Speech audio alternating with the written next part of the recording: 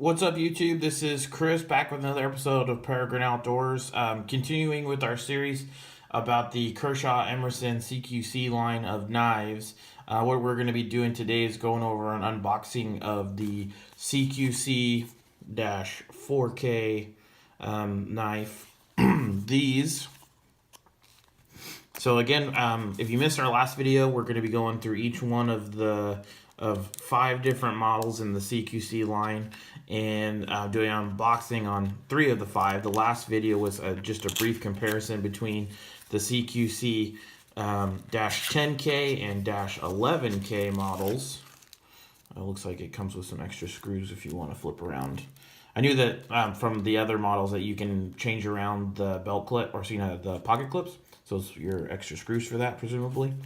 Owner's manual in there as well, and then the knife and that cellophane style material.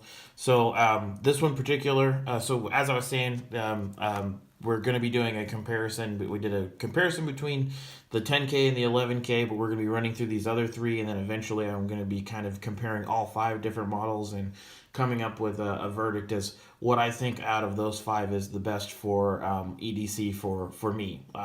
So anyways, moving on directly to the CQC-4K, which we're talking about today, has, in this case, the OD green G10 on one side, and then the black traction coating style liner on the other. Tip up carry. See if I can get this flicked out on the first time. Oh, yep, I certainly did. So it has black traction coating on the blade. Underneath is the same CR. What is it? CR14 MOV? Sorry, excuse me, CR8 8 CR14 MOV. Excuse me. All the CR ones I kind of get mixed up with sometimes. So kind of a budget steal, but not too bad. This is in a spear point style. I still believe hollow ground, so nice and sharp, or sharp potentially for EDC cutting task. This one has a 3 1/4 inch blade versus the 2 that we checked out in the previous video are both 3 1/2. So just a 1/4 inch shorter on the blade length. But with that spear point, there's the possibility of being able to puncture boxes better. Definitely some, and then also just, I wouldn't necessarily say prying with a spear point is a good idea because it's really easy to break off a spear point.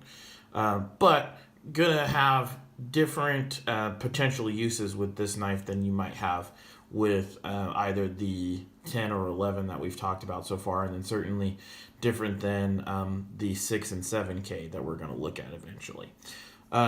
So as I said, adjustable pocket clip. You can go left or right-handed with it. Looks like the screws are pretty decent. Just an initial wiggle, slight play back and forth on the blade, but tight vertically. So not super excited about the fact that it has the lateral play. If I had to pick between the 2, I would pick vertical play over lateral play. Maybe I'm going to see maybe if it's just a matter of being able to tighten up that pivot point there. Anyway, liner seems to be good and locked in though, which is good. So since it is a liner lock, just push it to the side. Doesn't seem to sit exactly center, but it's also hard to tell because since you have the extra G10 on this side, it kind of makes it seem offset. So it looks like it's probably about center in the in between the actual metal scales, and not just kind of looks off a little bit because of that extra piece of G10 in the way.